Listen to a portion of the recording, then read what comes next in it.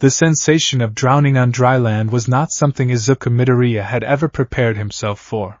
It was a violation of the highest order, a grotesque and terrifying invasion of his senses. The sludge villain tasted like raw sewage, rusted iron, and the rotting underbelly of a city that had long stopped caring about what happened in the dark. The mud forced its way down his throat, filling his lungs, expanding painfully against his ribs. His fingers, small and uncallous, tore at the liquid mass, finding no purchase, scraping uselessly against a monster that could not be held. I'm going to die, Izuku thought, his vision fracturing into black spots. I'm going to die in a tunnel under a bridge, and I never even got to try. He thought of his mother Inko. She would cry. She would blame herself. He thought of Katsuki Bakugo. Kaken wouldn't cry. Kaken had told him to take a swan dive off the roof of Aldera Junior High just hours ago. If Izuku died here, Kaken would probably consider it a favor. And then, the tunnel blew apart. The pressure vanished, replaced by a shockwave of pure, unadulterated air that tasted sweeter than anything Izuku had ever breathed. The booming voice that followed was a sound he had heard a million times through laptop speakers and television screens, but feeling the reverberations of it in his own chest was divine. Texas. Smash! The sludge was gone. The world spun out of control, and Izuku's head hit the concrete. When he finally blinked his eyes open, forcing the blurriness to recede, he saw a mountain of muscle standing before him. Golden hair stood tall like the twin spires of a holy monument. The shadows of the overpass seemed to retreat from the sheer brilliance of his smile. All Might. The symbol of peace. The #1 hero. Izuku's heart hammered against his ribs like a trapped bird. He's here. He's real. He saved me. The hero was speaking, packing the unconscious sludge villain into empty soda bottles, flashing that trademark grin. Izuku scrambled for his notebook, Hero Analysis for the Future, Volume 13. It was damp and smelled of sewer, and its edges were charred black from Kaken's explosion earlier that afternoon, but Izuku didn't care. He found a blank page, thrusting it forward, his hands trembling so violently he could barely hold the pen. All Might had already signed it. It took up 2 whole pages. Izuku bowed so fast he nearly gave himself whiplash, his words spilling out in a hyperventilating stream of gratitude. But All Might was already turning away, preparing to leap. Well, I must be off. Pro-heroes are constantly fighting time as well as villains. All Might declared, crouching low. Panic, sudden and freezing, seized Izuku's chest. Wait. No. Not yet. He hadn't asked? He hadn't asked the one question that had dictated the entirety of his pathetic, miserable, 14-year-long existence. He needed to know. If the greatest hero in the world didn't have the answer, no one did. As All Might sprang into the air with the force of a missile, propelled by leg strength that defied the laws of physics, Izuku didn't think. Driven by a lifetime of desperation, his hands reached out. He grabbed the hero's pant leg just as he cleared the pavement. The wind tore at Izuku's face, pulling the breath from his lungs. The city of Muzutafu became a blur of steel and glass below them. The G-force threatened to rip his arms from their sockets, but his grip was locked with the strength of a dying boy holding on to his last lifeline. Hey, hey, hey! Release me!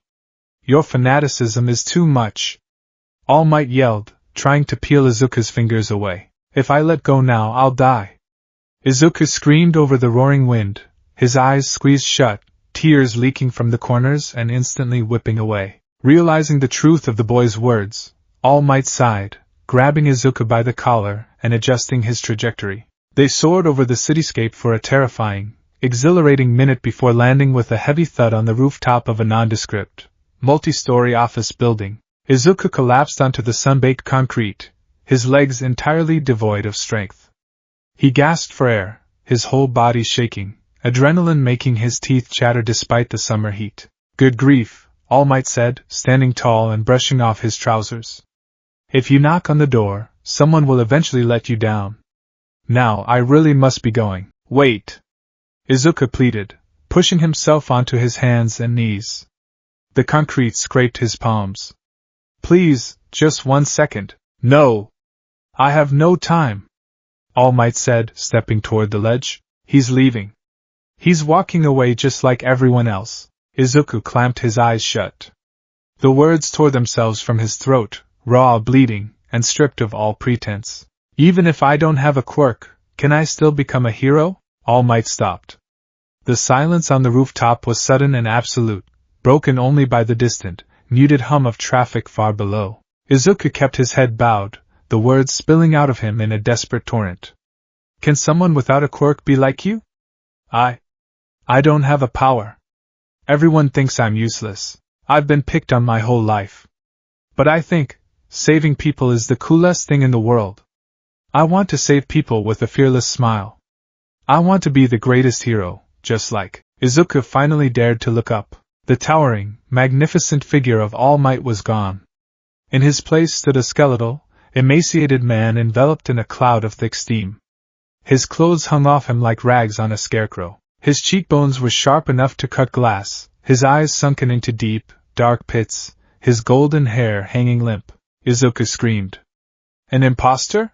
A fake? You're so skinny! The skeletal man sighed, a sound that rattled wetly in his chest. I am All Might.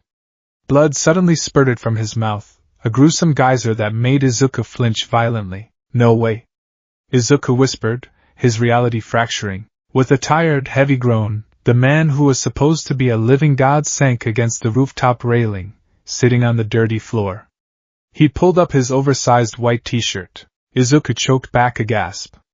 Covering the left side of All Might's chest was a massive, horrific scar. It looked like the epicenter of an explosion, a violent crater of purple and red, spiderwebbed with jagged lines where the flesh had barely managed to knit itself back together. It was a wound that spoke of absolute butchery. 5 years ago, All Might said, his voice stripped of its booming resonance, replaced by a weary rasp. My respiratory system was nearly destroyed. My stomach was removed. I've undergone repeated surgeries. Right now, I can only do hero work for about 3 hours a day. 5 years. Izuku calculated rapidly, his analytical mind kicking in despite his shock. Was that the fight with Toxic Chainsaw? You know your stuff, All Might grunted softly. But no. I made sure that fight was kept under wraps. A symbol of peace who saves people with a smile must never be daunted. I smiled to hide the fear inside. I smiled to trick the fear. All Might looked at the boy, his sunken, shadowed eyes devoid of the warmth Izuku had worshipped for 10 years. There was only exhaustion there. A bone-deep, soul-crushing exhaustion. Pro-heroes are always risking their lives, All Might said slowly, the words landing like lead weights on Izuku's chest. Some villains simply can't be beaten without power. Can you become a hero without a quirk? All Might paused. The wind blew across the rooftop, rattling a loose vent. No. I honestly don't think you can. The world stopped spinning. The wind stopped blowing. The sun, beating down on the roof, suddenly felt as cold as ice. Izuku didn't move. He didn't breathe. The words echoed in the hollow cavity of his skull, bouncing off the bone, amplifying until they were a deafening roar. No.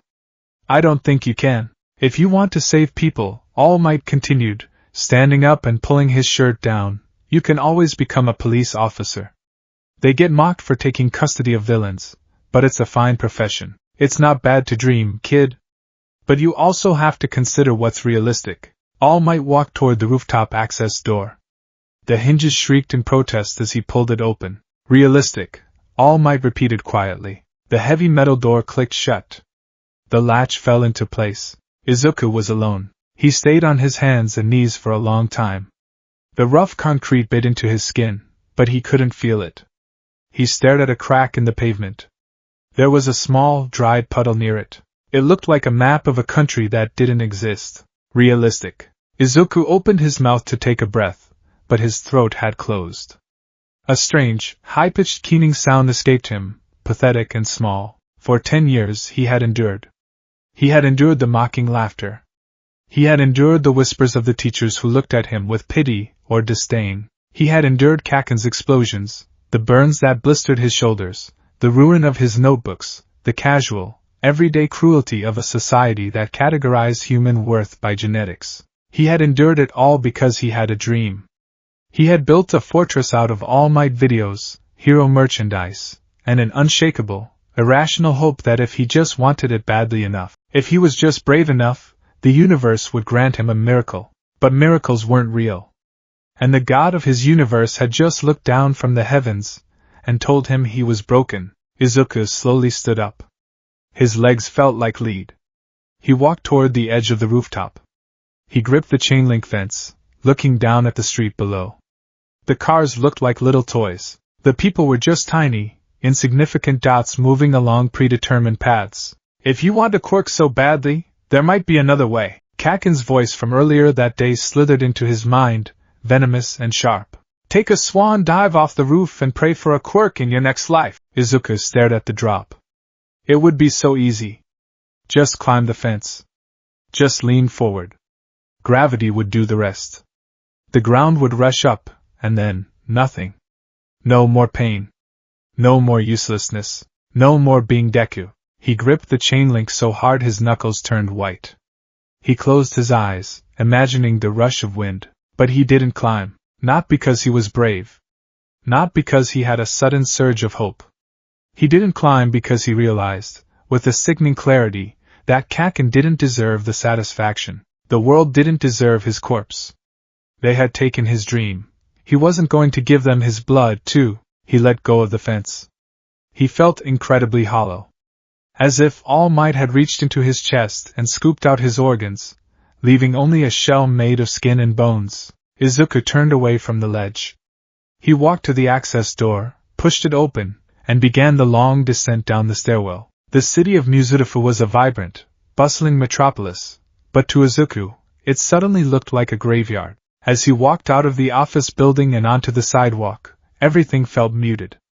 The bright neon signs advertising quirk-enhancing energy drinks seemed garish and mocking. The chatter of teenagers passing by, laughing about their quirks, sounded like static. The world was operating on a frequency he was no longer tuned to. He didn't know where his feet were taking him. He should be going home. Inko would be worried, but the thought of looking into his mother's eyes, the eyes that had cried for him when he was 4 years old, apologizing for his defect, made him feel physically sick. He couldn't face her. He couldn't face the pitiful, sorrowful look she would give him when he finally told her he was giving up. Boom! A massive explosion rattled the windows of a nearby storefront. A plume of black smoke rose into the orange, late afternoon sky just a few blocks away. The ground trembled. Izuku stopped. Crowds of people began to run toward the smoke. A villain attack! Someone shouted. In the Tatooine shopping district, Izuku's heart gave a weak, instinctual flutter. A villain. I should go see. I should take notes. His hand automatically twitched toward his yellow backpack, reaching for notebook number 13. His fingers brushed the damp, scorched canvas. No. He remembered the smell of burnt sugar and ozone. He recognized the sound of that explosion. It wasn't just any villain attack. That was Kaken's quirk. Katsuki Bakugo was fighting someone. For a fraction of a second, the old Izuku, the foolish, heroic Deku, screamed at him to run. To go see if Kaken was okay. To push through the crowd and analyze the situation. But then, the skeletal face of Toshinori Yagi flashed in his mind. Consider what's realistic. Izuku dropped his hand from his backpack. What could he do? He was quirkless. He was a liability. If he went there, he would just be in the way. He would be another hostage. He was nothing. The heroes would handle it. Pro-heroes, with their flashy quirks and their genetic superiority. They didn't need a Deku. Nobody needed a Deku. For the first time in his 14 years of life, Izuku Midoriya heard a villain attack, smelled the smoke, and turned his back on it. He didn't run toward the danger. He walked away. Every step he took away from the explosion felt like a nail being driven into his own coffin. He was severing the last, desperate tether he had to the world of heroes. He walked without direction, letting his numb legs carry him away from the bustling center of the city, away from the sirens that were now wailing in the distance, away from the light. The sun began to dip below the horizon, casting long, twisted shadows across the pavement. The gleaming skyscrapers of Muzutafu gave way to older, decaying buildings. The pristine sidewalks cracked and broke, sprouting weeds that choked on the smog. Izuku had wandered into the slums. The underbelly. the place where the hero's bright smiles didn't quite reach. He turned down a narrow, claustrophobic alleyway between two abandoned brick apartments. It smelled of stagnant water, rotting garbage, and cheap beer. The only light came from a flickering, dying street lamp at the far end, casting erratic, dancing shadows against the brick walls. It was a place for discarded things. Izuku stopped near a rusted, overflowing dumpster. His knees finally buckled. He slid down the brick wall, his backpack hitting the filthy ground with a soft thud. He pulled his knees to his chest and wrapped his arms around them, trying to make himself as small as possible. The silence of the alley was heavy, oppressive. With shaking hands, he unzipped his backpack. He reached inside and pulled out Hero Analysis for the Future, Volume 13. The cover was ruined. The explosion from Kaken had burned away the edges, blackening the word hero. The sludge villain's muck had soaked through the pages, warping the paper, causing the ink of his meticulous drawings and notes to run and bleed into unrecognizable smears. And in the middle of it all, covering 2 pages in bold, arrogant strokes, was All Might's signature. Izuku stared at it. The signature blurred as tears finally broke past his defenses. It wasn't a slow, quiet cry. It was a violent, ugly thing. A sob tore out of his throat, raw and agonizing, echoing off the brick walls. He clutched the notebook to his chest, hunching over it as if trying to protect the very thing that was breaking him. "I'm sorry," he choked out, speaking to no one. "I'm sorry. I'm sorry." He didn't know who he was apologizing to. To his mother? To himself? To the phantom of the hero he had wanted to be? His fingers dug into the waterlogged pages. Anger, hot and entirely foreign, flared in his chest, burning away the sorrow for a fleeting, terrifying moment. He had studied them. He had watched them. He had documented their quirks, their weaknesses, their strengths, their patrol routes, their public relations strategies. He knew more about heroics than half the sidekicks working in the agencies. He had dedicated his entire brain, his entire life, to understanding a system that had looked at his unmutated toes and declared him garbage. Be realistic. Take a swan dive. "I'm sorry, Izuku!" Izuku let out a scream, a guttural sound of pure, unadulterated anguish. He grabbed the pages of the notebook and pulled. The wet paper tore easily. He ripped the pages out. He ripped out the analysis of Empty Lady. He tore the breakdown of Kamui Woods. He shredded the notes on Backdraft. He pulverized All Might's signature. He tore and tore and tore, letting the shredded, soggy pieces of his dreams fall into the filth of the alleyway, mixing with the garbage. When there was nothing left but the blackened cardboard spine, Izuku threw it violently against the opposite wall. It hit the brick with a pathetic smack and fell into a puddle. Izuku collapsed sideways onto the cold, damp asphalt. He curled into a fetal position, burying his face in his dirty hands, and wept until his throat bled and his lungs burned. He wanted the ground to open up and swallow him. He wanted to cease existing. He wanted to be erased from the game board entirely. He was entirely oblivious to the fact that he was not alone in the alley. Tomura Shigaraki was having a spectacularly awful day. It had started with an itch. The itch was always there, a phantom crawling sensation just beneath the skin of his neck, but today it was violently persistent. His master had given him a task: observe the symbol of peace. Track his movements. Find a weakness in the invincible armor of the number 1 hero. Tomura had been tracking the blonde buffoon all afternoon. He had watched from the shadows as All Might posed for photos, kissed babies, and stopped petty thieves. It made Tomura sick. The blinding, hypocritical smiles.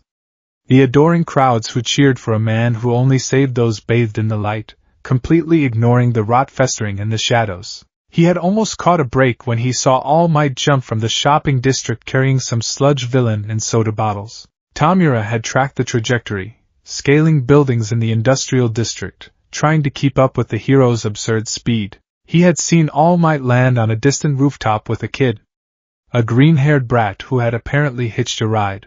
But by the time Tomura had navigated the rooftops to get closer, a massive plume of smoke and the sound of explosions had erupted from the Tatooine shopping district. Distracted by the noise, Tomura had lost his vantage point. When he looked back at the roof, All Might was gone. The kid was gone. The trail was cold. Damn it, Tomura had hissed, scratching furiously at his neck. NPCs everywhere. Too much noise. Too much garbage. Frustrated, angry, and out of leads, Tomura had descended into the slums, intending to find a quiet place for Kurogiri to warp him back to the bar. He hated the daylight.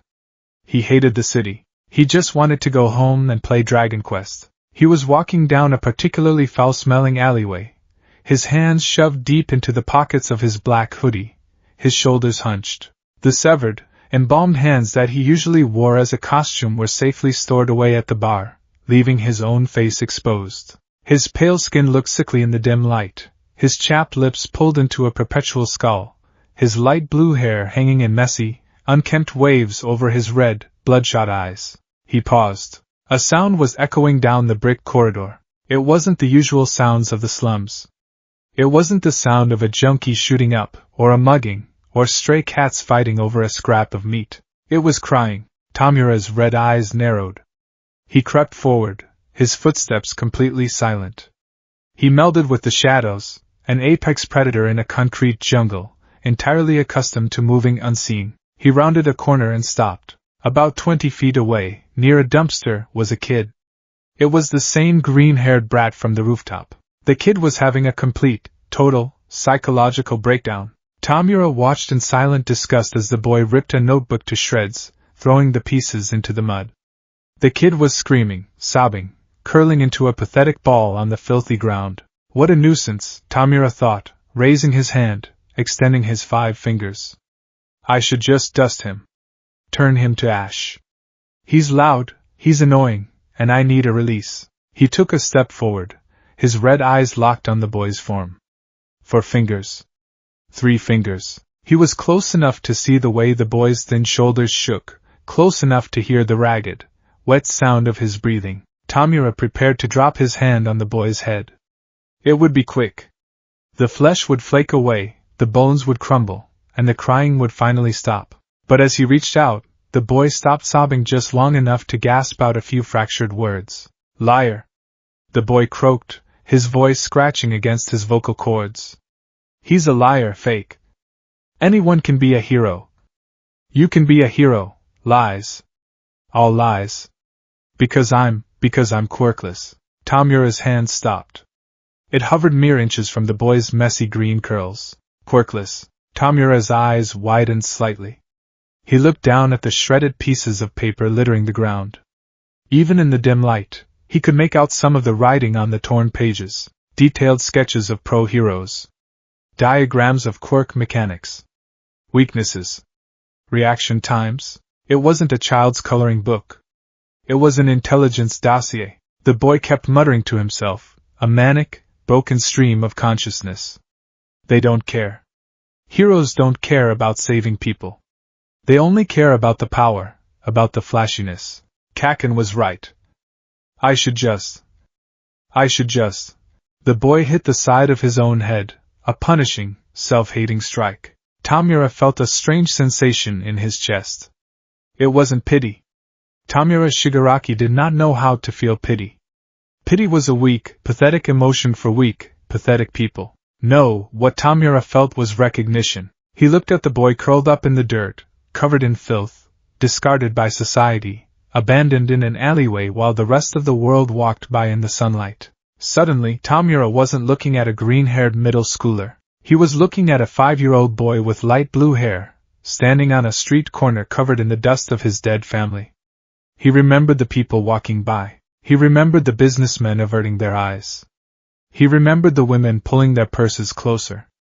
He remembered the heroes who never came. A hero will come save him, they had thought. It's not my problem. The itch on Tomura's neck flared, sharp and demanding. He brought his left hand up and scratched his throat, his fingernails digging into the scarred tissue, dragging down until small beads of blood formed. This kid, Tomura realized, was just killed by the symbol of peace. Not physically. But all might broke him. I can see it. The game board shifted in Tomura's mind. A new piece had just fallen onto the table.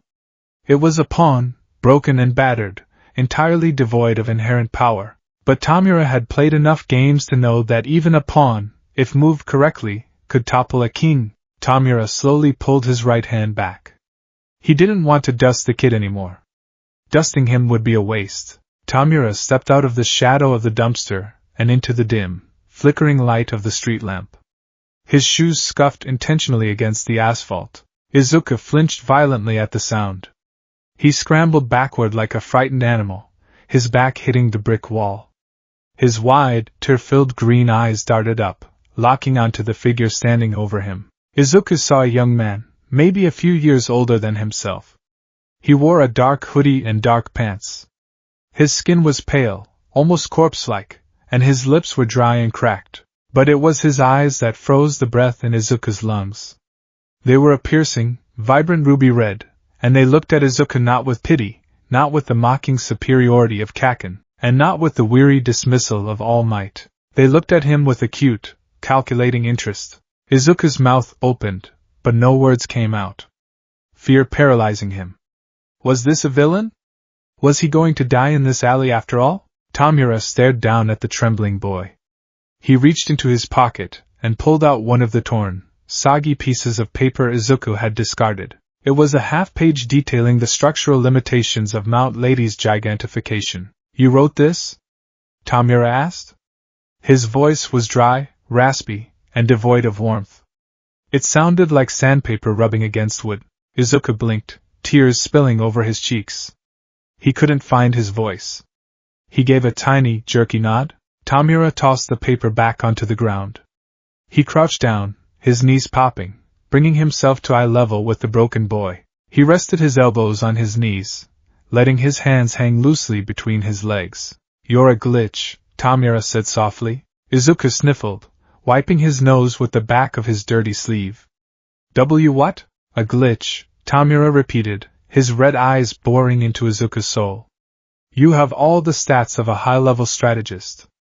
I can read it in the garbage you threw on the floor. You see the mechanics of the game perfectly. But the devs spawned you without a weapon. No quirk. So, the rest of the players treat you like an NPC. Like background trash. Izuku stared at the strange man. The analogies were weird, but they made sense. A painful, suffocating amount of sense. I heard you talking, Tomura continued, his head tilting slightly. About the symbol of peace. About how anyone can be a hero. He told you no, didn't he? He told you were useless. Izuku choked on a fresh sob, the memory of All Might's hollow face flashing behind his eyes. He looked down at his lap, unable to meet the man's burning red gaze. He told me to be realistic. Tomura let out a short, harsh laugh. It wasn't a happy sound. It was a sound of deep, cynical validation. Realistic, Tomura spat the word like poison. That's what they always say when they don't want to deal with the mess they created. They build a society that worships power, and when someone is born without it, they sweep them into the gutter and tell them to accept their place.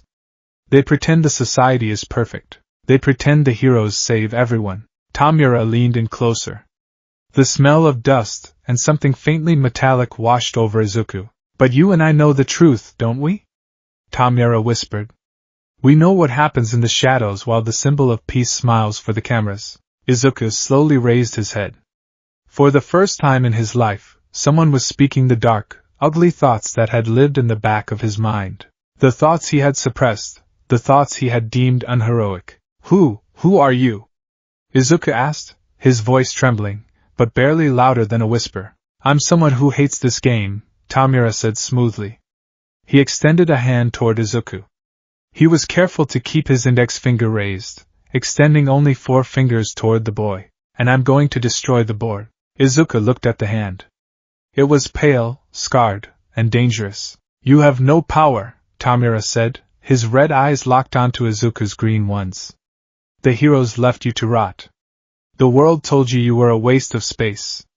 But I don't care about quirks. I care about what's in your head. You see the cracks in their armor. You see how they operate. Tomura's cracked lips curved into a small, terrifying smile. I need a player too, Tomura said. Someone to help me tear it all down. Someone who knows exactly how the heroes think, so we can slaughter them perfectly. Izuku's breath hitched. The word slaughter hung in the air, heavy and lethal. Every instinct Izuku had developed over 14 years of idolizing heroes screamed at him to run. This man was a villain. This man wanted to hurt people. This was wrong. This was evil. But Izuku didn't move. He thought of Kaken, laughing as he blew up his notebook. He thought of his teachers, looking away when the bruising became too obvious.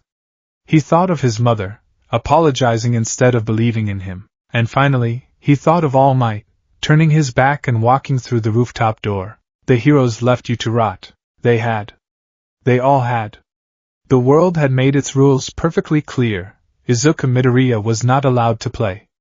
He was not a person, he was a Deku. But here, in the dark, filthy alleyway where society threw its garbage, a hand was reaching out to him. For the first time in his entire life, someone was looking at him and telling him he had value. Someone was offering him a place.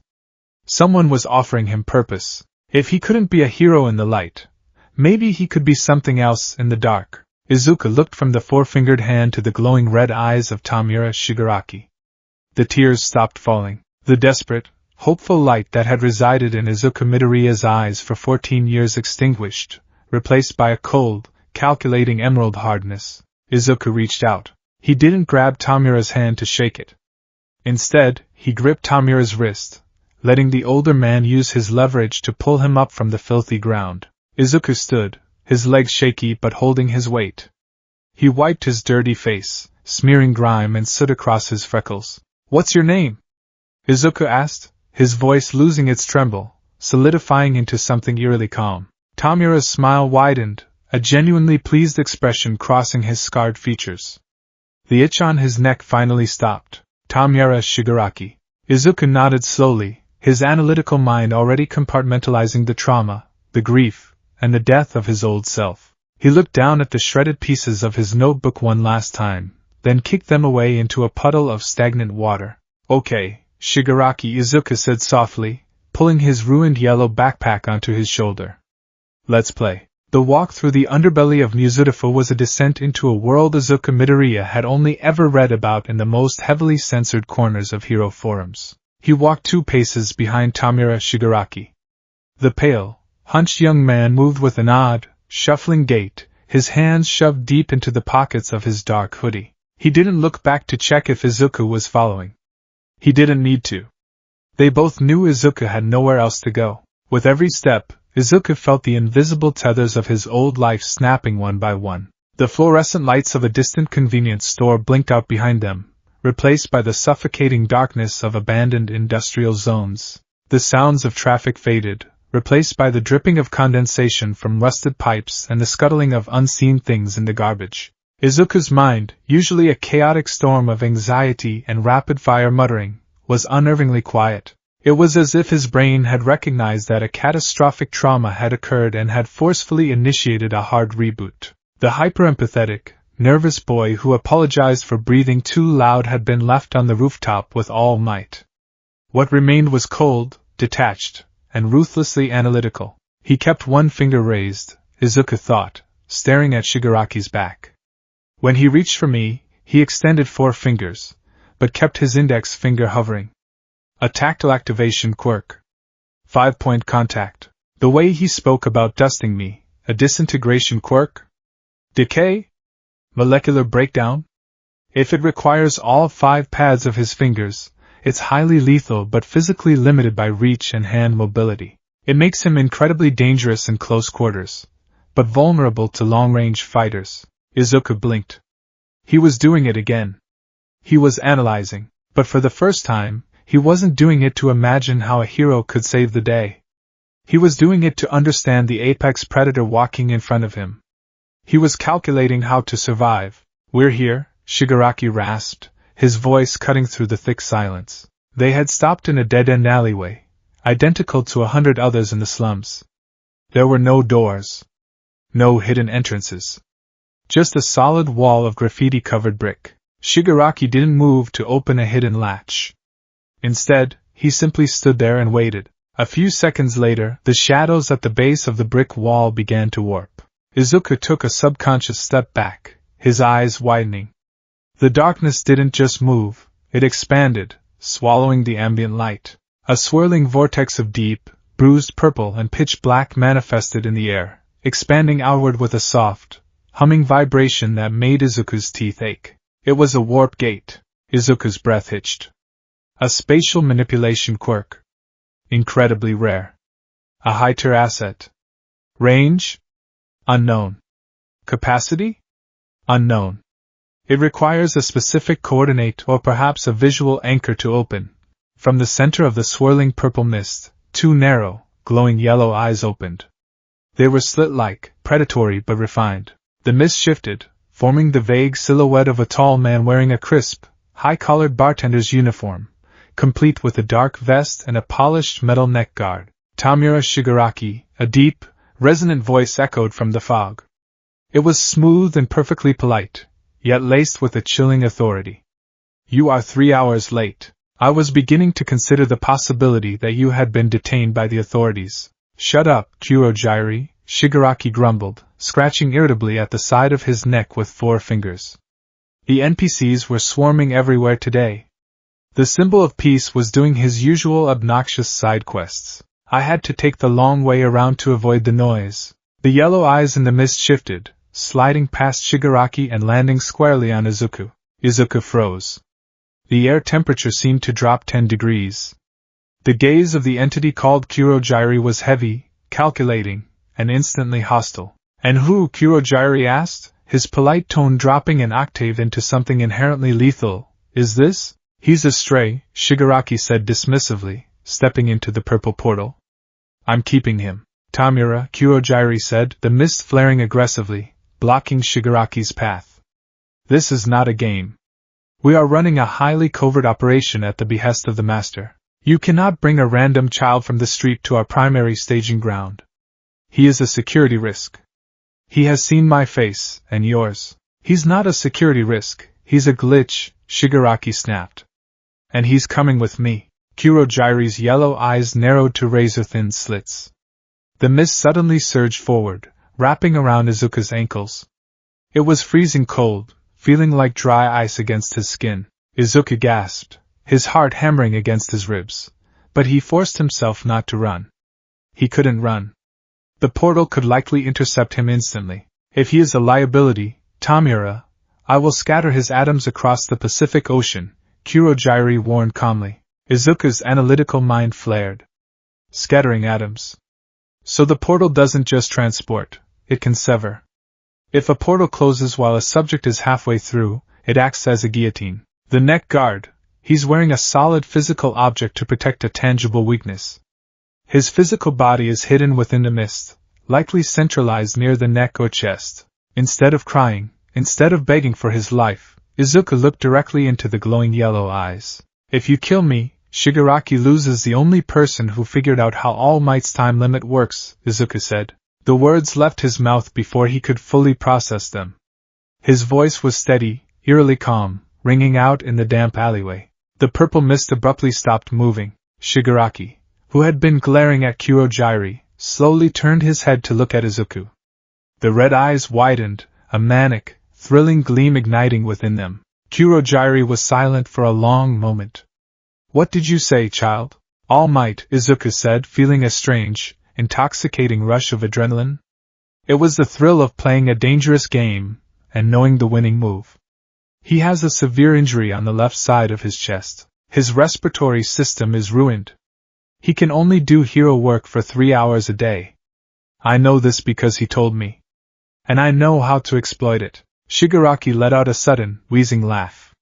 It grew louder, echoing off the brick walls, until he was cackling, clutching his stomach.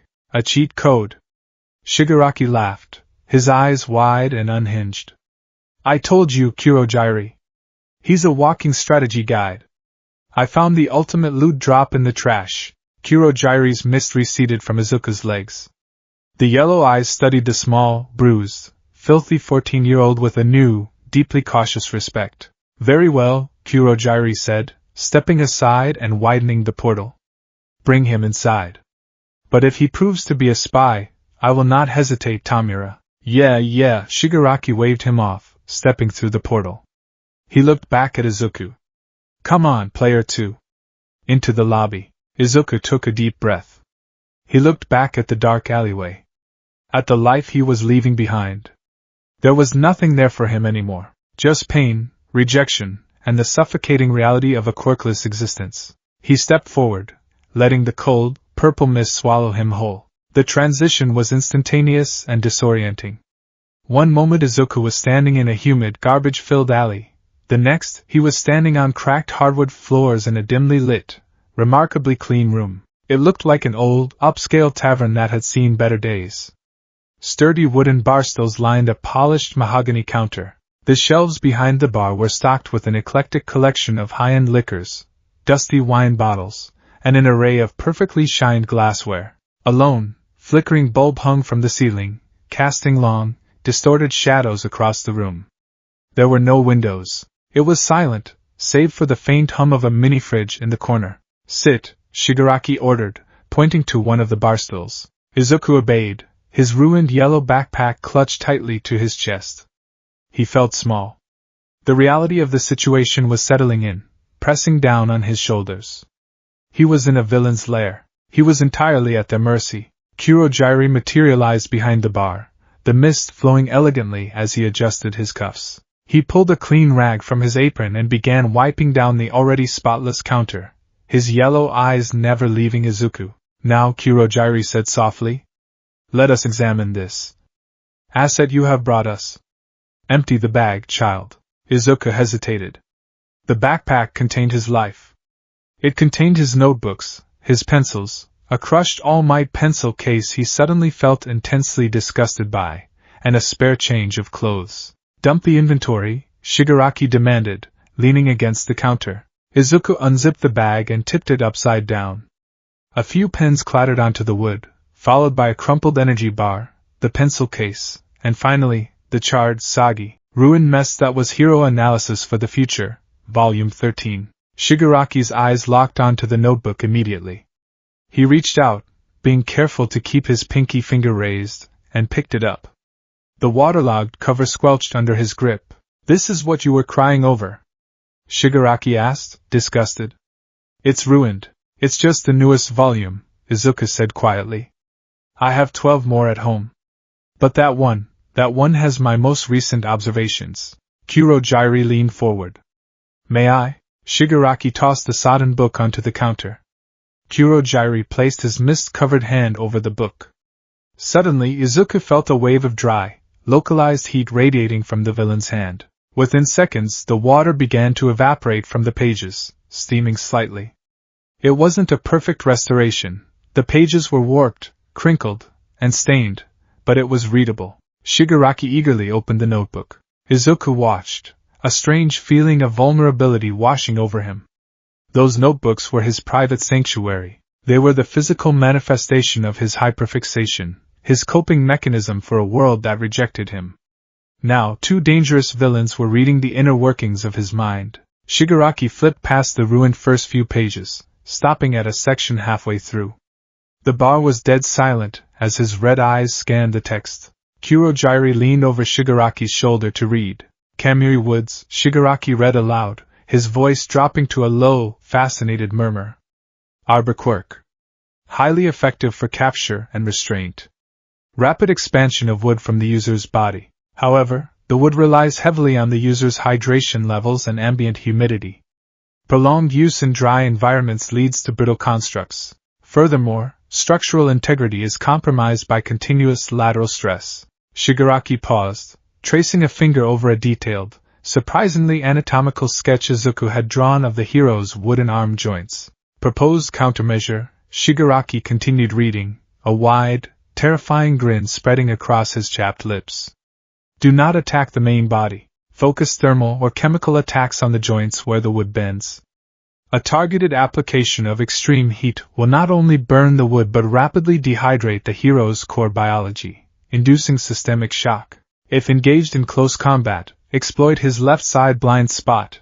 He favors rooting his right leg for stability before an extension." Shigaraki stopped reading. He slowly looked up from the book, staring at Izuku. Izuku shifted uncomfortably on the stool. I notice things," he mumbled. "Heroes fall into patterns. When they rely too much on their quirks, they develop blind spots in their physical mechanics. It's just basic analysis. Basic? Kurogyri said, his voice laced with genuine shock. Child, pro-heroes pay entire agencies of analysts millions of yen to scrub this kind of data from public records. You have deduced a fatal physiological flaw in a rising star hero simply by watching him? I watch a lot of videos, Izuku said, shrinking slightly. Shigaraki violently flipped the page, nearly tearing it. He landed on a section dedicated to a highly popular rescue hero. Backdraft, Shigaraki read, his breathing hitching with excitement. Water manipulation. Excellent crowd control. But the water is drawn from specialized valves on his forearms, which are connected to a pump on his back. If you introduce a high-viscosity agent, like liquid polyurethane or even fast-drying cement, into the intake valves during his recharge phase, the pressure buildup will cause the tank to violently rupture, likely severing his spinal cord. Shigaraki slammed the book shut. The sound cracked like a gunshot in the quiet bar. He looked at Izuku, his red eyes wide, pupils dilated to pinpricks. He didn't look like a villain about to murder a child. He looked like a fanatic who had just found the Holy Grail. You're a monster, Shigaraki whispered, the word carrying an intense, reverent weight. You look like a crying little NPC, but inside, your brain is a weapon of mass destruction. Izuku felt a shiver run down his spine. No one had ever called him a monster before. They had called him weak. Useless. Deku. But a monster? Monsters were feared. Monsters had power. I just write down what I see, Izuku said, his voice steadier now. Hero society, it's a spectacle. They fight in the daylight, for the cameras. They broadcast their moves, their names, their limits. They want everyone to look at them. So. I looked. And you saw the code, Shigaraki said, beginning to pace back and forth behind the stools, his hands twitching with pent-up energy. You saw the hitboxes. You saw the exploit glitches. Kurogyri, do you understand what this is? I understand that this boy possesses a highly dangerous intellect, Kurogyri said, his yellow eyes fixed on Izuku with a newfound wariness. If this information were to fall into our hands, we could dismantle the local hero agencies within months. Forget the local agencies. Shigaraki snapped, spinning around to face them. This is about the final boss. This is about All Might. Shigaraki stalked toward Izuku, stopping just inches from the boy's face. You said you know his limit? You said he told you, Shigaraki demanded, his voice a harsh hiss. Tell me. Izuku didn't flinch. He looked at the scarred, dry face of the villain. 5 years ago, Izuku said calmly. He suffered a catastrophic injury. His stomach was removed. His respiratory system is failing.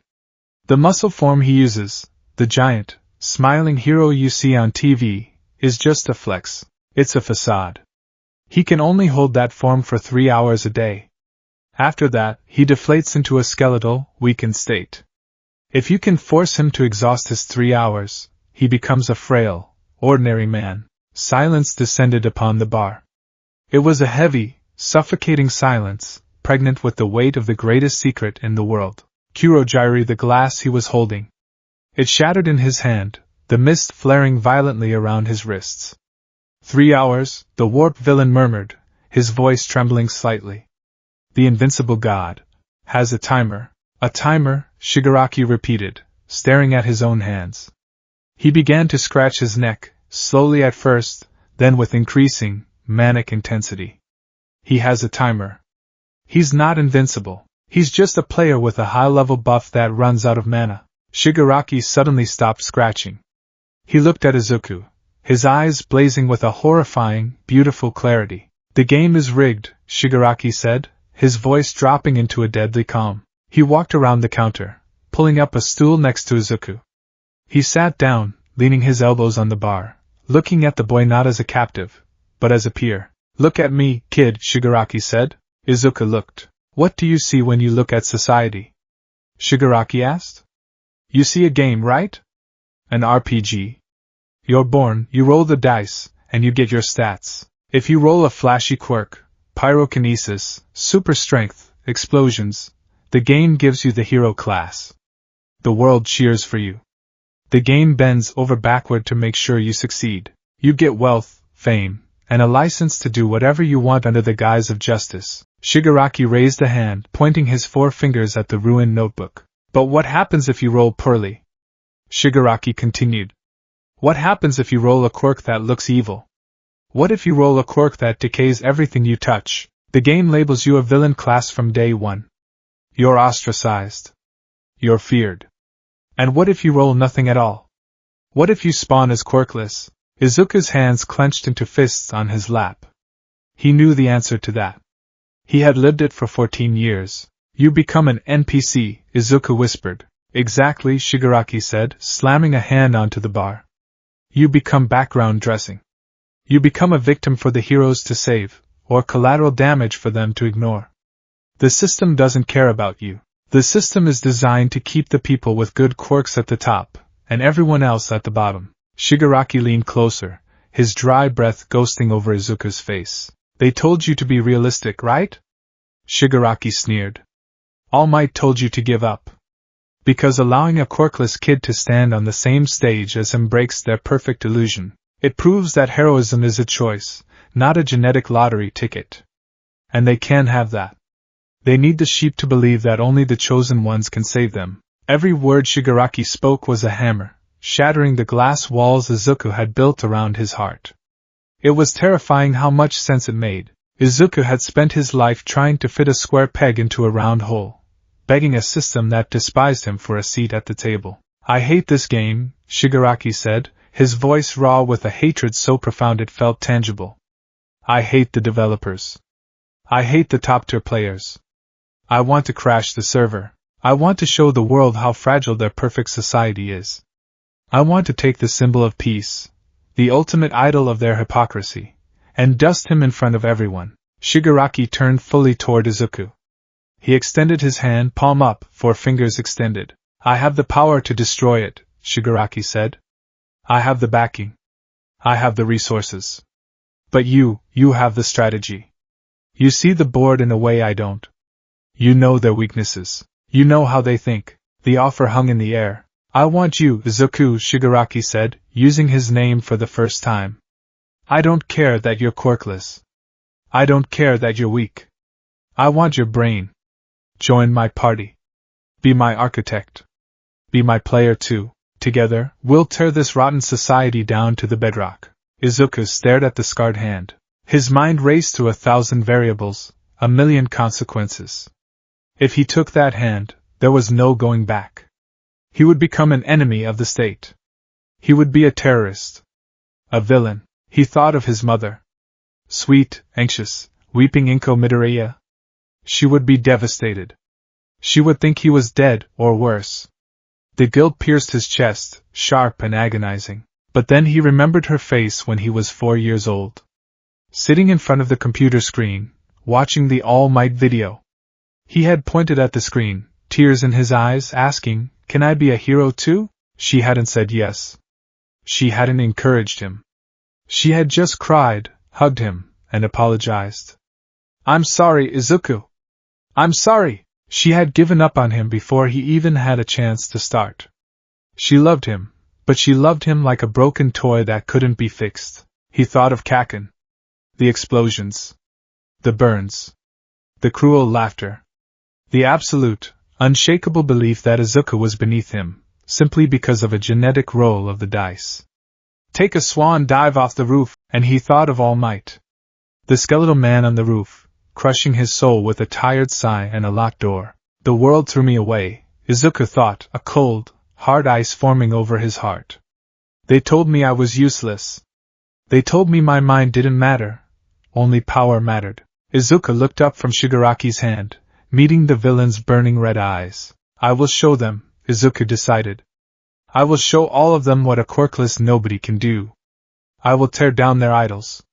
I will exploit their weaknesses. I will make them bleed. I will make them regret the day they called me Deku. Izuku reached out. He didn't hesitate. He didn't tremble. He placed his hand in Shigaraki's palm, feeling the dry, calloused, scarred skin beneath his fingers. Shigaraki's 4 fingers curled around Izuku's hand in a firm, sealing grip. Okay, Izuku said, his voice dropping into a register he had never used before. It was devoid of stuttering. It was smooth, cold, and absolute.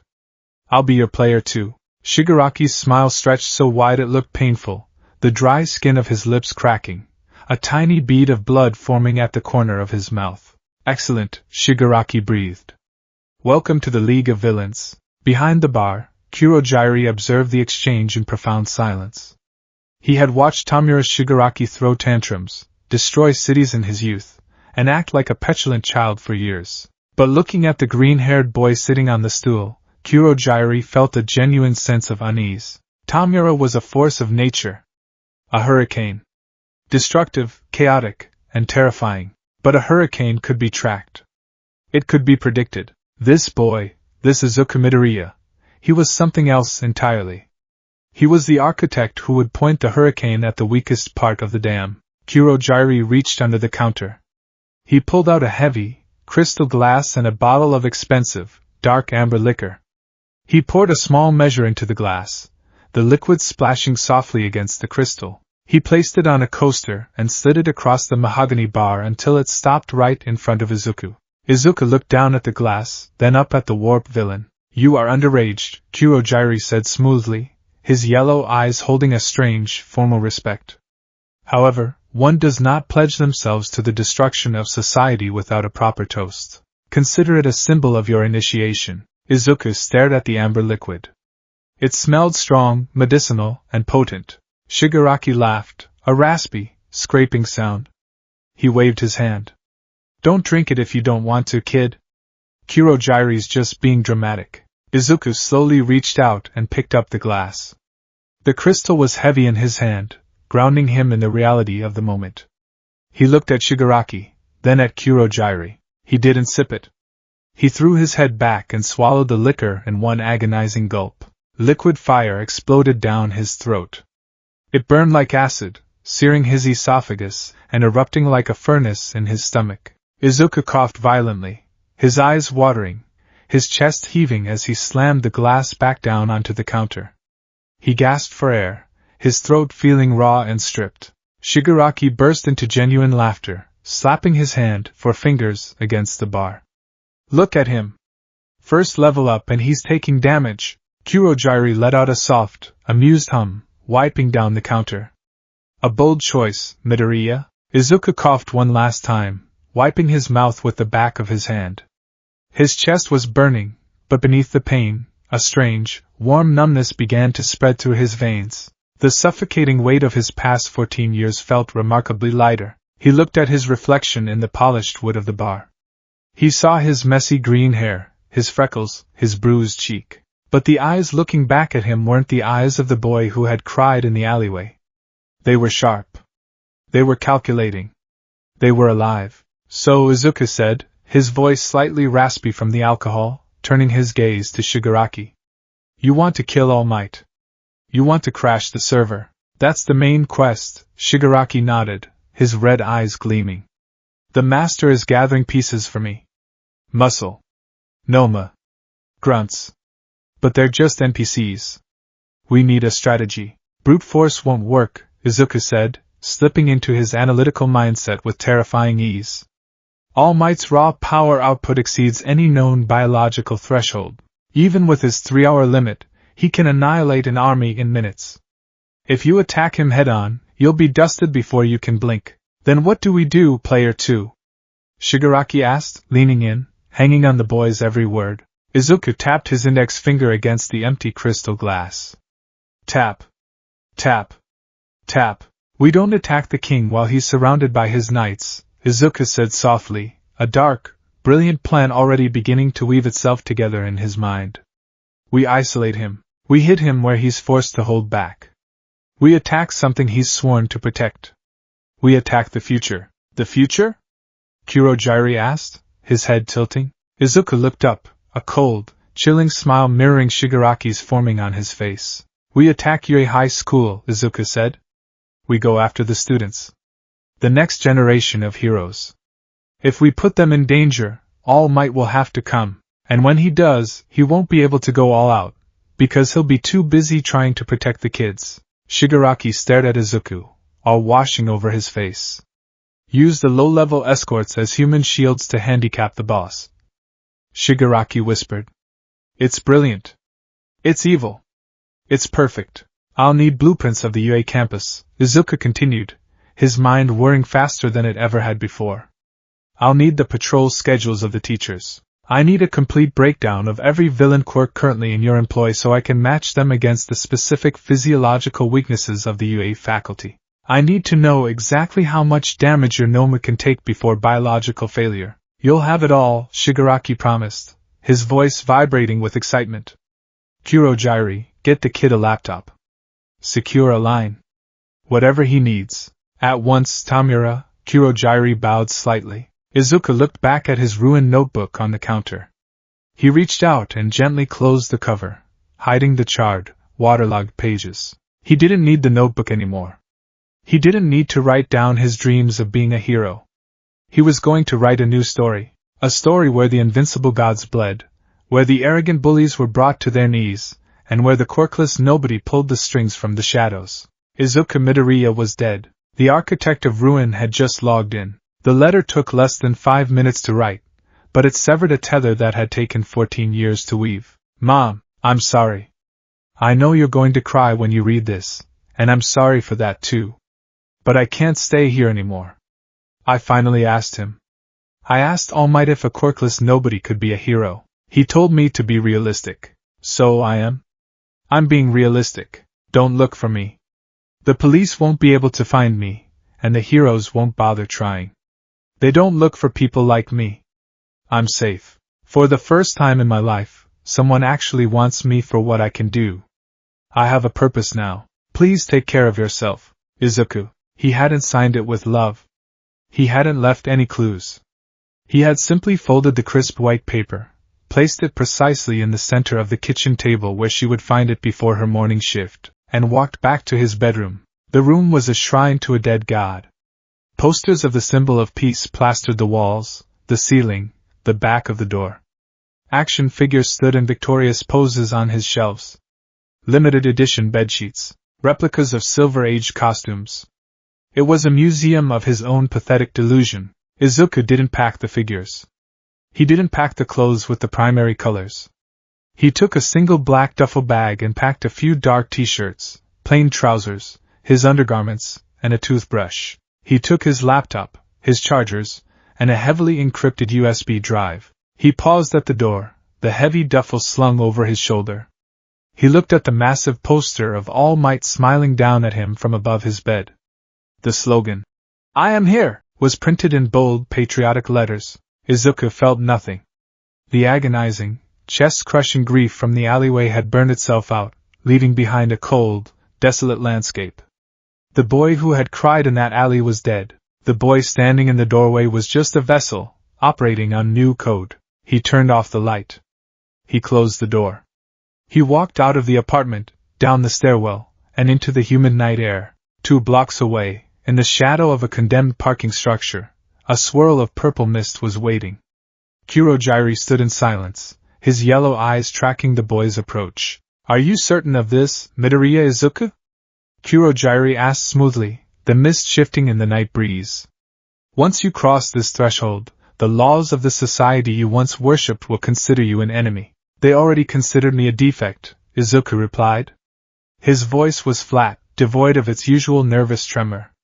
He walked past the warped villain and stepped directly into the dark portal. "I'm just changing the classification." 10 months later, the basement of the League of Villains hideout had been transformed. What was once a damp storage room for empty kegs and broken bar stools was now the nerve center of the most dangerous, nascent organization in Japan. The walls had been lined with acoustic foam. 4 massive, high-definition monitors hung from the reinforced drywall, glowing with the chaotic, endless streams of data. One monitor displayed a live, decrypted feed of the Muzutafa Police Department dispatch. Another showed a constantly updating topographical map of the city, overlaid with the patrol routes of the top 40 hero agencies, color-coded by response times. A third screen was a web of news feeds, hero forum chatter, and deep web villain broker requests. At the center of it all sat Izuku. The physical transformation over the last 10 months was subtle, yet profound. The baby fat in his cheeks had hollowed out, sharpening his jawline.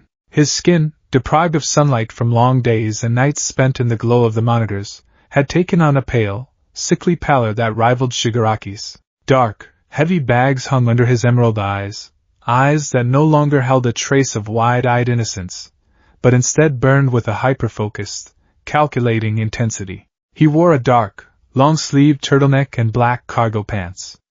Resting on the desk next to his keyboard was a matte black, metallic half-mast designed by a black market support gear mechanic. It covered his nose, mouth, and jawline, equipped with a voice modulator. When he wore it, he wasn't the 14-year-old runaway. He was the architect. Team B, your window is closing, Izuku said softly, his fingers dancing across the mechanical keyboard with blistering speed. He spoke into a sleek headset. Endeavor's sidekicks, Burnin and Kido, just altered their patrol route due to a traffic collision on 4th Avenue. They are moving towards your sector. You have exactly 2 minutes and 40 seconds before they enter your visual radius. A rough, static-laced voice crackled in his ear. Understood, architect. We've got the support gear crates loaded. What's our exit? Do not take the main highway. Take the subterranean service tunnel under the old metro line. It's unmonitored. When you exit on the north side, scatter. Drop the vehicle. A cleaner will pick up the merchandise at the designated dead drop tomorrow at 0400 hours. Roger that. You're a lifesaver, kid, boss. Execute, Izuku ordered, cutting the comms line. He leaned back in his ergonomic chair, watching the blips on his map move precisely as he had orchestrated. The heist was flawless. A crew of low-level, C-rank villains had just successfully robbed a subsidiary warehouse of Detonarat's support company without triggering a single hero alarm. Flawless victory, a raspy voice echoed from the stairs. Tomura Shigaraki descended into the glow of the monitors. He was wearing his usual black attire, scratching absent-mindedly at his neck with 4 fingers. He held a modified handheld console in his other hand, though his eyes were fixed on the master map on Izuku's screens. They're just pawns, Izuku said, not looking away from the screens. He grabbed a lukewarm cup of black coffee and took a sip. But they follow instructions. Their quirks are mediocre. Minor telekinesis and localized gravity manipulation. But they synergize well for heavy lifting and silent extraction. They're useful for gathering gold and items. You treat them like NPCs, Shigaraki noted, dragging a spare chair over and slumping into it. They are NPCs, Izuku replied coldly. They lack the drive to alter the game state. They just want money to survive the system. We want to break the system. There's a difference. Shigaraki chuckled, a dry, rasping sound. He reached out and ruffled Izuku's messy green hair. 10 months ago, Izuku would have flinched violently at the touch, terrified of the decay quirk. Now, he barely blinked. He knew Shigaraki kept his pinky raised. He knew Shigaraki would never hurt his player too. The bond between them had forged into something unbreakable, forged in the fires of mutual hatred for the world above. Shigaraki provided the muscle, the vision, and the raw, unadulterated anger. Izuku provided the direction, the logic, and the meticulous patience. They were a perfectly unbalanced equation. Shigaraki treated Izuku not as an underling, but as a genuine equal. Izuku, in return, gave Shigaraki absolute, unwavering loyalty. The master is very pleased with our funding, by the way, Shigaraki said, putting his console down. The black market gear you've been fencing is bringing in high-level capital. We're upgrading from a ragtag party to a genuine guild. Capital is irrelevant if we don't have the right pieces on the board, Izuku muttered, typing a command to archive the heist data. How goes the recruitment? Garbage. Most of them are low-level thugs who just want to rob banks. No vision, Shigaraki sneered, his scratching intensifying slightly. But Kurojiri has gathered about 70 bodies for the vanguard. Fodder. Meat shields. Enough to cause a distraction. A distraction, Izuku repeated. He spun his chair around to face Shigaraki, his green eyes narrowing. Are we finally initiating the main quest? Shigaraki's dry lips curled into a wide, terrifying grin. Oh yeah? The devs just handed us the perfect expansion pack. A swirl of purple mist materialized near the server racks. Kurojiri stepped into the room, his yellow eyes glowing softly in the dim light. In his mist-covered hand, he held a piece of standard UA, high school stationery, sealed in a plastic evidence bag. The media breach was a success, Tomura, Kurogyari reported, stepping forward and handing the bag to Izuku. Decaying the front gate sent the press into a frenzy. UA security was entirely focused on the front lawn. I slipped into the faculty lounge undetected. Izuku took the bag. Inside was a printed itinerary. The schedule for the incoming first-year hero course students. Class 1A, Izuku read aloud, his eyes scanning the document with mechanical precision. Foundational Heroes Studies. Tuesday. Wednesday. Thursday. His eyes stopped on a specific entry for Wednesday afternoon. 1300 hours rescue training. Facility, Unforeseen Simulation Joint USJ. Instructors, Eraserhead, 13, All Might. The name felt like a phantom physical blow, but Izuku suppressed the reaction instantly. All Might. The symbol of peace. He's going to be there, Shigaraki whispered, leaning over Izuku's shoulder, staring at the paper as if it were the Holy Grail. Isolated. Away from the main campus. Surrounded by low-level, Level 1 escorts. The USJ, Izuku muttered, his mind instantly accessing the terabytes of data he had stored in his brain and on his servers. He quickly typed a query into his console. A moment later, a massive, highly detailed 3D blueprint of the unforeseen simulation joint appeared on the center monitor. It was a domed facility, massive in scale, sectioned off into various disaster zones, a shipwreck pool, a landslide zone, a mountain zone, a fire zone, and a ruined city. It's a closed server raid, Izuku said, his voice dropping into the steady, detached tone of the architect. The dome is isolated from the main UA security grid to simulate communications blackouts during disasters. If we jam the localized radio waves, they won't be able to call for backup. We trapped the boss in the dungeon, Shigaraki laughed, scratching his neck. And we beat him to death. Not yet, Izuku said, holding up a hand. He zoomed in on the central plaza of the USJ map. We need to analyze the party composition. Brute force will only result in a wipe.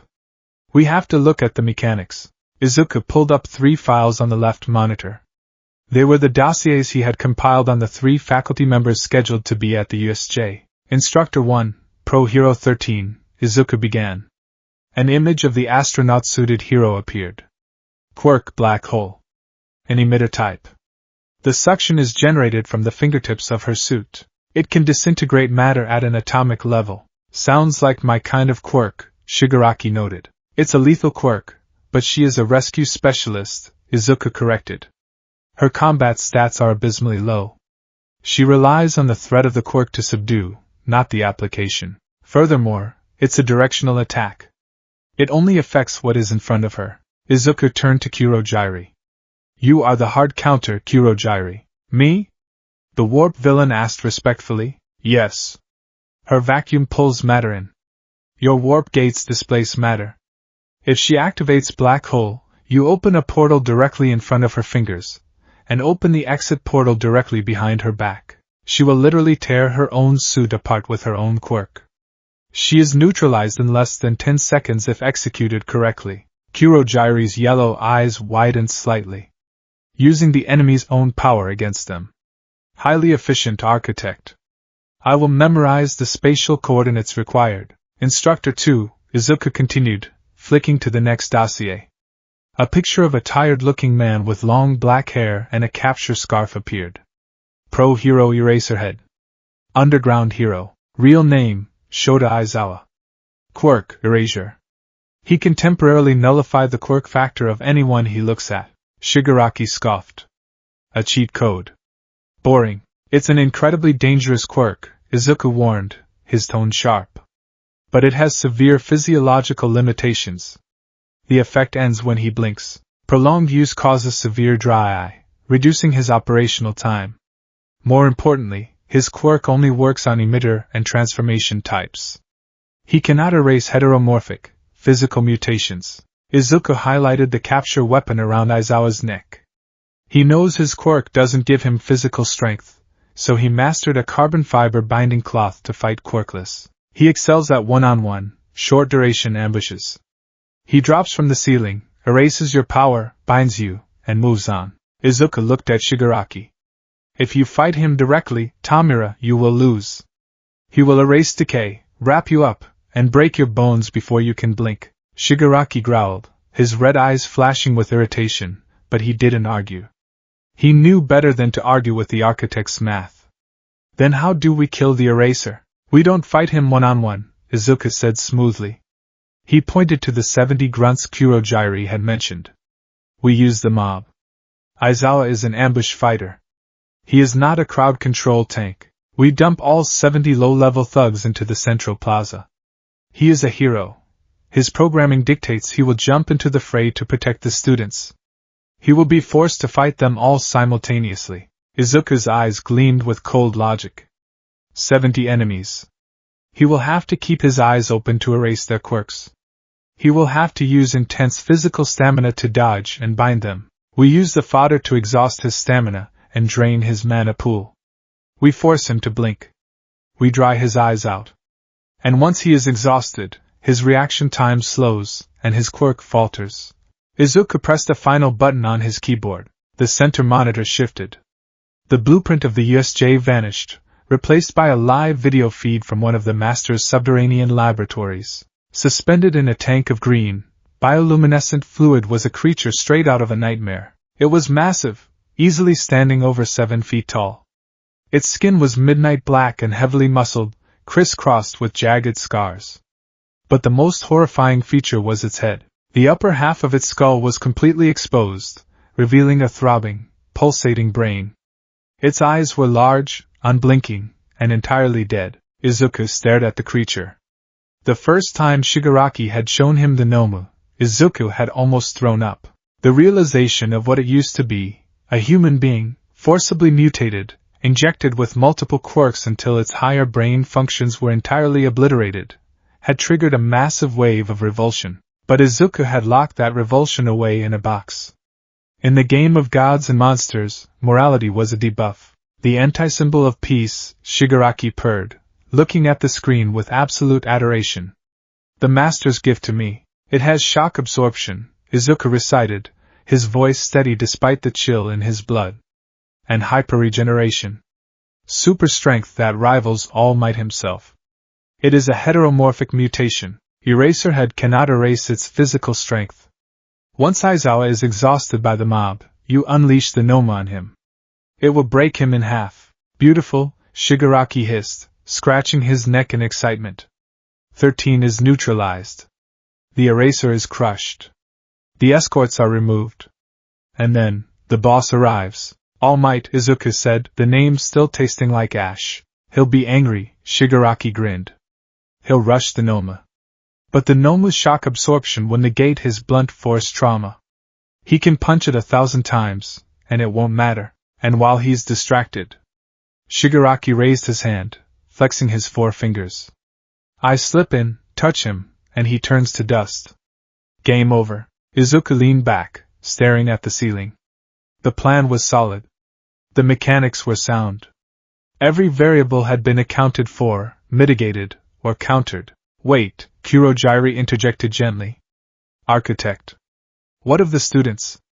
Class 1A. There are 20 of them. While they are inexperienced, they have highly potent quirks to have passed the UA entrance exam. They could interfere. Izuku closed his eyes. Class 1A, 20 students. Kids his own age. Kids who had been blessed with the genetic lottery tickets he had been denied. Kids who got to wear the uniform, walk in the sunlight, and be called heroes. And somewhere in that roster, Katsuki Bakugo was sitting at a desk, arrogant, powerful, and completely unaware of the storm gathering in the dark. For a fraction of a second, the image of Kaken exploding his notebook flashed in his mind. The burning pain on his shoulder. The mocking laughter. Take a swan dive. A cold, venomous spike of satisfaction drove itself through Izuku's chest. Let them experience true fear. Let them see what the world was really like outside their privileged, sunny classroom. Let them realize that their flashy quirks meant nothing when the board was flipped. Izuku opened his eyes. They were devoid of any lingering humanity. They were the eyes of the architect. The students are variables, Izuku said, his voice flat. We isolate them to prevent them from grouping up. Kurogiri, after you warp the main force into the plaza, your secondary objective is to scatter the students. Teleport them into the various disaster zones. Drop the fire quirks in the shipwreck zone. Drop the electric quirks in the mountain zone. Divide and conquer, Kurogiri nodded. The low-level grunts won't be able to kill them, but they will keep them occupied, Izuku continued. The students will be fighting for their lives. They won't have the time or the coordination to assist Eraserhead or 13. They are neutralized by geography. We're going to wipe the whole server, Shigaraki cackled. He spun around, grabbing Izuku by the shoulders. He was careful, so careful, to keep his pinky raised. You see? I told you, with your brain and my power, there's no game we can't beat. We're going to kill the symbol of peace. Izuku looked into the manic, blood-red eyes of Tomura Shigaraki. He saw the sheer, unadulterated belief the villain had in him. Shigaraki didn't look down on him. Shigaraki didn't pity him. Shigaraki revered him. Yes, Izuku said softly, a small, genuine smile curving beneath his dark mask. We are. The next 3 days were a blur of meticulous preparation. Izuku barely slept. He lived on black coffee and adrenaline. He oversaw the acquisition of signal jammers, ensuring they were calibrated specifically to UA's proprietary frequency bands. He reviewed the files of the 70 thugs Kurogiri had recruited, sorting them into optimal squads based on quirk synergy, treating them like units in a real-time strategy game. He didn't think about his mother. He didn't think about All Might's words. He completely immersed himself in the tactical matrix of the USJ invasion. It was the only way to silence the ghost of Izuku Midoriya that still occasionally whispered in the back of his mind. Finally, Wednesday arrived. The bar was silent. The 70 grunts were gathered in a staging warehouse miles away, waiting for Kurogiri's portal. In the dim light of the hideout, Shigaraki stood near the center of the room. He was wearing his costume for the first time in front of Izuku. 14 disembodied, embalmed hands clasped themselves around his arms, his chest, and his shoulders. The final hand, which Shigaraki affectionately called Father, gripped his face, obscuring his features and leaving only his piercing red eyes visible through the gaps in the fingers. He looked like a demon clawing its way out of the underworld. How do I look, player 2? Shigaraki's voice was muffled by the hand, sounding deep and distorted. Like a final boss, Izuku replied evenly. Izuku sat at his console. He was not going to the USJ physically. He was a quirkless 14-year-old.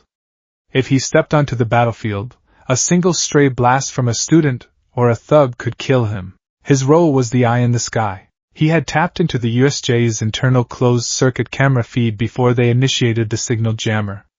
He had visual access to every sector of the dome. He wore his headset, directly linked to a secure earpiece in Shigaraki's ear and another in Kurogiri's. Comms check, Izuku said. Loud and clear, Architect, Kurogiri's smooth voice replied over the feed. I hear you, kid, Shigaraki rasped. Just tell me when to press start. Izuku looked at the primary monitor. The feed showed the massive, empty plaza of the USJ. The lights were on. The fountain in the center bubbled peacefully. Then, the heavy blast doors at the entrance of the facility began to open. Izuku zoomed the camera in. Walking into the dome was Pro Hero 13. Her puffy white suit gleaming. Next to her was Eraserhead, his hands buried deep in his pockets, looking tired and annoyed. And walking behind them, chattering excitedly, wearing their specialized hero costumes, was Class 1A. Izuku scanned the crowd of teenagers. He saw a boy with engines in his legs. He saw a girl who looked like a pink alien. He saw a boy with half-white, half-red hair, and then, his eyes locked onto a familiar shock of ash-blonde hair.